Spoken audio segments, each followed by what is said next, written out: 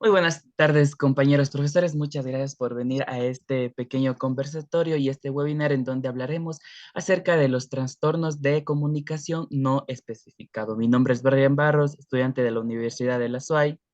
¿Cómo están? Buenos días. Mi nombre es Gisela Tabalo. Y mi nombre es Dayana Gómez. Ya. No sé si ustedes alguna vez se han preguntado qué es lo que pasa con con nuestros estudiantes cuando tienen algunas dificultades para la comunicación, el lenguaje o el habla. Bueno, en este espacio hablaremos acerca de cómo normalmente suelen darse algunos diagnósticos y de esta manera entenderemos cómo también ayudar a este ambiente en el aula. Listo. A manera de introducción, para que nos vayamos familiarizando con este tema, vamos a primero conceptualizar qué es la comunicación. ¿Listo? Según Celdrán Clares y Zamorano Buitrago, comunicar es intercambiar emociones, sentimientos, pensamientos y deseos con las otras personas. Además, es importante que en nuestro contexto, que es el contexto escolar, encontramos niños y niñas en los que el acto comunicativo no llega a ser consciente e intencional y se pierde ese valor y funcionalidad de quienes lo reciben. Entonces, también para clarificar esto, es importante que desde el punto de vista del desarrollo infantil, el lenguaje cumple con funciones importantísimas. Por ejemplo, es un medio de comunicación entre las personas, es un instrumento estructurante del pensamiento y de la acción, actúa como factor regulador de la conducta, es un medio de acceder a la información y a la cultura mediante el intercambio de información y además supone un medio de identificación con nuestros pares e iguales. Algo muy importante también es saber dónde está ubicado y con qué se relaciona el lenguaje, la comunicación y el habla. Por ejemplo, nos podemos dar cuenta que el color rojo es la área de Broca, que se encarga de la articulación del lenguaje expresivo. El color azul es el área de Wernicke, que es la corteza de asociación auditiva, decodificación auditiva y comprensión de las palabras. Y el color verde es la fascículo arcuata, que es el tejido subcortical de sustancia blanca que conecta el área de Broca con la de Wernicke. Ya, eh, por lo tanto, nos podemos dar cuenta que cuando no existe un buen desarrollo en una de estas áreas, puede existir afectaciones en el lenguaje que se deriva de la comunicación y el habla. DSM-5, el trastorno de la comunicación es, entonces, los trastornos de la comunicación incluyen lo que son las deficiencias del lenguaje, el habla y la comunicación. El habla. El habla es la producción expresiva de los sonidos e incluye la articulación, la fluidez, la calidad de la resonancia de un individuo. El lenguaje incluye la forma, la función y el uso de un sistema convencional de símbolos, es decir, palabras habladas, lenguajes de señas, palabras escritas, imágenes, es decir, regido por reglas para la comunicación. Y la comunicación es todo el comportamiento verbal o no verbal, sea intencional o intencional, que influye en el comportamiento, las ideas o las actitudes de otro individuo. Las evaluaciones de las capacidades para el habla, el lenguaje o la comunicación deben tener en cuenta el contexto cultural y lingüístico del individuo, particularmente en los individuos que crecen en ambientes bilingües, es decir, que tienen más de dos idiomas o conocen más de dos idiomas. Entonces, vemos cómo podemos entender qué son los trastornos de la comunicación. Ahora, para tener un poquito más de contexto y saber de dónde vienen o a qué pertenecen, bueno, según el DSM-5, estos trastornos de la comunicación no especificado pertenecen a los trastornos de la comunicación, así como el trastorno del lenguaje, el trastorno fonológico, el trastorno de la fluidez de inicio de la infancia, el trastorno de la comunicación social y obviamente el que estamos tratando, el trastorno de la comunicación no especificado. Y a la vez, todos estos trastornos de la comunicación pertenecen a los trastornos del neurodesarrollo. Es entonces así como nosotros vamos a ver cómo este trastorno de la comunicación tiene un concepto dentro del DSM-5 y un concepto dentro del CI-10. Entonces, nosotros vamos a hablar acerca primero del DSM-5. El DSM-5 dice que los trastornos de la comunicación no especificados causan malestar clínicamente significativo o deterioro social, laboral u otras áreas importantes dentro del funcionamiento. pero no cumplen, ojo, hay que tener algo muy importante, no cumplen todos los criterios del trastorno de la comunicación y o ninguno de los trastornos de la categoría diagnóstica de los trastornos del neurodesarrollo. Muy bien. Y esta categoría del trastorno de la comunicación no especificado se utiliza en situaciones en las que el clínico opta por no especificar el motivo de incumplimiento de los criterios del trastorno de la comunicación o de un trastorno del neurodesarrollo especificado.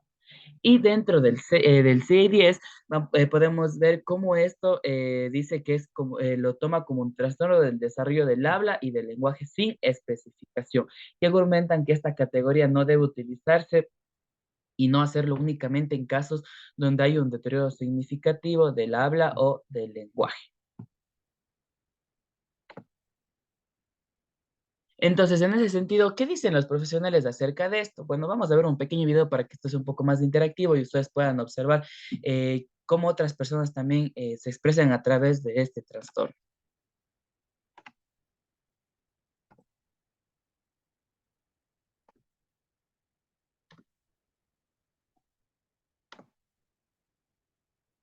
Y soy terapeuta de lenguaje. Bueno, primero que nada, hago este video como respuesta porque me imagino que es una duda que probablemente más personas pudieran tener. Y también por el tiempo que me tardé en contestar este mensajito, esta respuesta, espero que todavía la necesiten. Bueno, cuando estamos hablando en trastornos de la comunicación no especificado, implica que los criterios que cumple este paciente no se acuñan a un trastorno en específico de comunicación. Sabemos que hay un problema en la comunicación, pero no hay un error como tal en la fonología o un error en la sintaxis o un error que esté tan marcado como tal. Acabo de leer un artículo que marca que no es recomendable poner este diagnóstico a menos que sea una situación donde el deterioro sea significativo.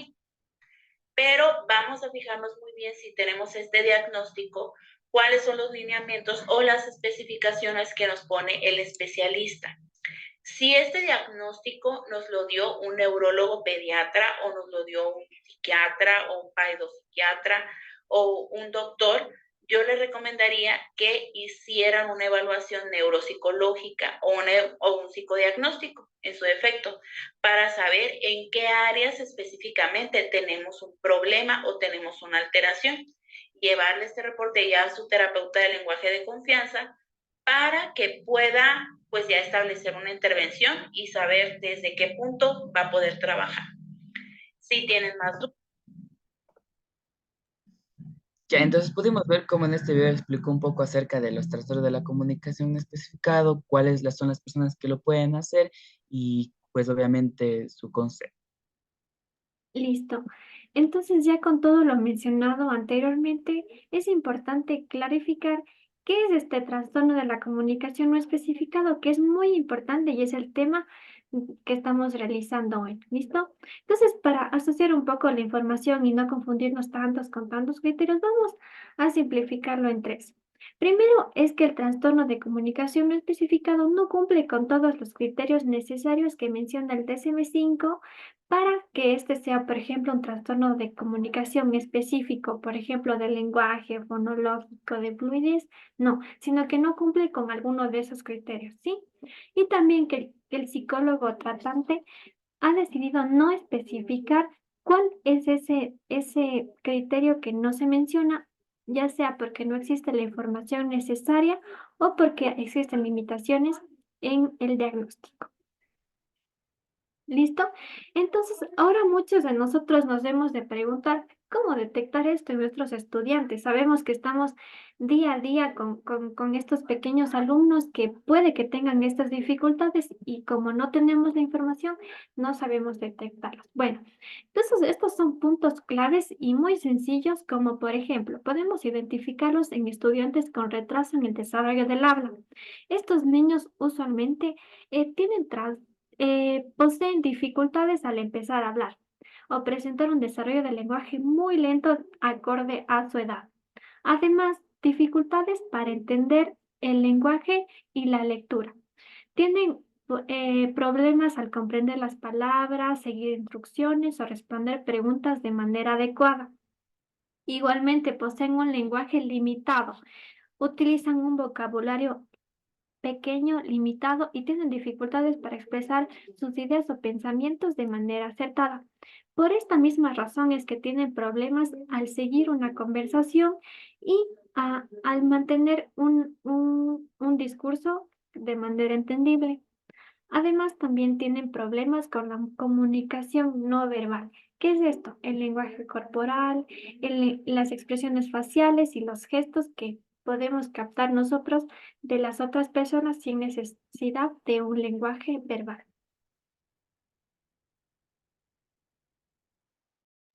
Entonces, ahora, para que sea un poco más interactivo, nosotros ahorita vamos a presentar un caso, vamos a presentar un trastorno con ciertos criterios y luego les vamos a presentar pues un ejemplo en donde ustedes nos ayudarán a identificar qué trastorno es este por qué, ¿ya?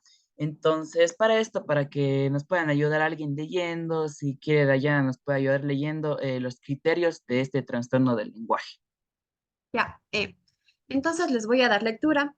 Los trastornos del lenguaje. Criterios. El criterio A son las dificultades persistentes en la adquisición y el uso del lenguaje en todas sus modalidades, es decir, vocabulario reducido, conocimiento y uso de palabras, estructura gramatical limitada, deterioro del discurso. B. Las capacidades del lenguaje están notablemente y desde un punto de vista cuantificable por debajo de lo esperado para la edad. C. El inicio de los síntomas se produce en las primeras fases del periodo de desarrollo. D.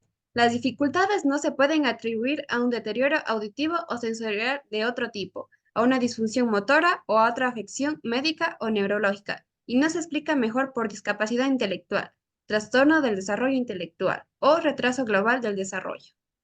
Listo, entonces aquí les presentamos de ejemplo los criterios, si desean tomarle captura, aquí está para que ustedes puedan analizarlo. ¿Listo? Y ahorita les voy a, ya a leer el caso para que nos ayuden viendo qué trastorno es este y por qué. Bueno, entonces vamos a ver. Dice que Manuel es un niño de 11 años que actualmente se encuentra en séptimo de primaria. No tiene muchos amigos puestos que posee dificultades persistentes en la adquisición y el uso del lenguaje en todas sus modalidades. Es decir, pertenece al lenguaje hablado, al escrito, al lenguaje de signos u otro. Además, posee un vocabulario reducido, estructura gramatical limitada y deterioro del discurso al conectar frases o explicar un discurso. Sus compañeros y maestros notan que sus capacidades de lenguaje están notablemente por debajo de lo esperado para la edad, lo que produce limitaciones en la socialización, limitando la calidad de vida en el aspecto social y escolar. Y su psicóloga ha mencionado que las dificultades no pueden atribuirse a un deterioro auditivo o sensorial de otro tipo, a una disfunción motora o a otra afección médica o neurológica. Y no se explica mejor que por la discapacidad intelectual. Apareciendo hace un año cuando él tenía, esto apareció hace un año, cuando él tenía 10 años. Por eso su profesional a cargo ha considerado de manera presuntiva que los síntomas son derivados de un trastorno. Y aquí que nos ayude quien desea participar, qué trastorno es y por qué. Listo, a mí me parece sumamente importante e interesante este ejemplo que han creado nuestros compañeros. Y bueno, yo podría acotar que este es un trastorno de comunicación no especificado porque estamos hablando, bueno, de un trastorno de comunicación no especificado derivado del trastorno del lenguaje. Entonces, yo creo que este es un trastorno no especificado porque cumple tres de los criterios necesarios para ser un trastorno. Por ejemplo, les voy a señalar, por ejemplo, dificultades persistentes en adquisición y uso del lenguaje es uno de los criterios que menciona el DSM-5, que es la guía práctica de los psicólogos para tener todos estos criterios necesarios. Estos también, sus compañeros y maestros notan que el lenguaje está por debajo de lo esperado para la edad. Sería el segundo criterio que cumple este ejemplo. El tercero sería que sus dificultades no se pueden atribuir a un deterioro auditivo o sensorial, además de disfunción motora, afección médica o neurológica. Entonces ya tenemos 3 de los criterios.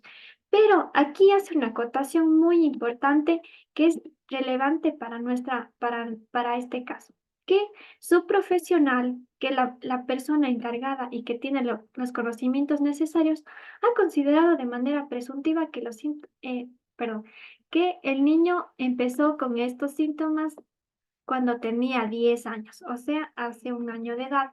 Y lo que nos dice el DSM-5 es que este trastorno, si fuese un trastorno del lenguaje específico, debería aparecer desde las primeras etapas del desarrollo infantil del niño. Y hemos visto claramente que esto ha empezado a los 10 años, entonces esto nos da una clara especificación de que no apareció desde las primeras etapas, sino ya después. Entonces, este es uno de los criterios que no se cumple y por eso yo digo que es un trastorno de comunicación no especificado. Listo, muchísimas gracias, Giselle. Sí, estamos claros que es un trastorno de la comunicación no especificado porque no se cumple un criterio de los que habíamos mencionado. Si podemos poner en la anterior diapositiva para explicar un poquito más, entonces podemos ver cómo aquí tenemos cuáles son los criterios. Y para tener claro, básicamente es identificar que si es que no hay uno, es un trastorno de la comunicación no especificado. Entonces, como ya había mencionado Giselle, el encargado de esto pues son las personas que tienen los conocimientos adecuados y nosotros como profesores somos encargados vuelta de entender cómo esto se presenta en el aula y qué características. Para eso seguimos a la siguiente parte.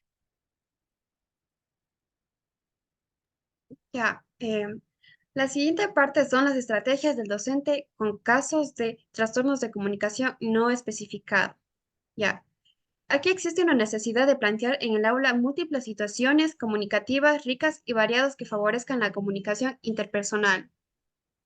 En situaciones naturales, estando atentos a las señales comunicativas. Puede que sean anómalas o poco claras, que emiten estos alumnos reforzando y valorando sus intentos de comunicar.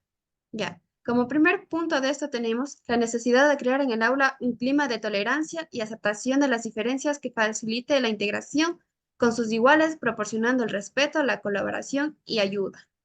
Como segundo punto, la necesidad de estimular en el aula el habla y el lenguaje oral en todas sus vertientes, planificando actividades de comprensión y expresión oral, como medio de favorecer su desarrollo y el aprendizaje. Y como tercer punto, la necesidad de conocer y utilizar en el aula estrategias metodológicas, apoyos y recursos inusuales. Puede ser en el ámbito auditivo, visual, icónicos, pictográficos, gráficos o sistemas de comunicación.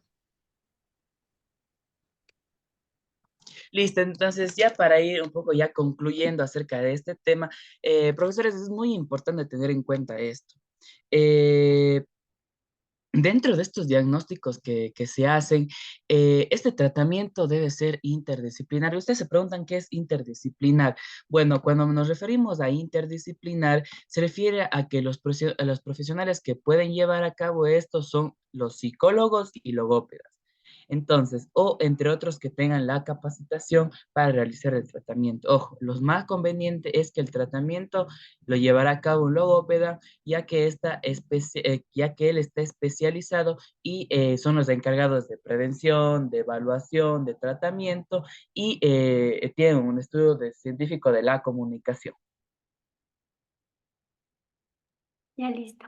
A modo de comentario informativo, para que no se queden con la duda, vamos a ver qué hacen los profesionales en estos casos de encontrar personas con trastorno de comunicación no específica. Bueno, lo primero que hacen es que buscar información, el tratamiento adecuado para que estos estudiantes tengan el abordaje adecuado según sus necesidades, según sus circunstancias y según su contexto social. ¿Para qué? Para poder explicar y argumentar este tratamiento al profesor, por ejemplo, que está a cargo, a sus padres de familia, para que tengan la información necesaria. Y como segundo punto tenemos explicar a los objetivos y etapas del tratamiento para la intervención, para que nosotros estemos claros qué se hace en la primera etapa, qué se hace en la segunda, qué se hace en la tercera y cuál es la meta a llegar. Ya, y como tercer punto de esto también tenemos lo que es evaluar la propia intervención y como cuarto, los tratamientos de rehabilitación deben ser individualizados. Ya, entonces con esto hemos visto cómo hemos tratado un pequeño sí, tema acerca de los trastornos de la comunicación no especificados. Si tienen algunas dudas o inquietudes, pueden escribirnos en el chat o también les compartimos nuestro correo electrónico para que ustedes puedan realizar cualquier pregunta. Si necesitan saber de dónde sacamos cierta información, hemos mencionado el DSM-5, el 610, pero también hemos sacado la información de algunos artículos muy importantes que los compartiremos del link o o las bibliografías. Muchas gracias. Recuerden, estos trastornos de la comunicación no especificado, solamente con no cumplir un criterio u otros criterios, no podemos dar diagnóstico especificado. Listo, muchas gracias a todos por asistir. Recuerden que, como dijo Brian, toda esta información está sacada de medios verificables y seguros. Y para finalizar, les damos gracias por haber puesto atención y que les haya interesado nuestra presentación, así que nos despedimos. Chao.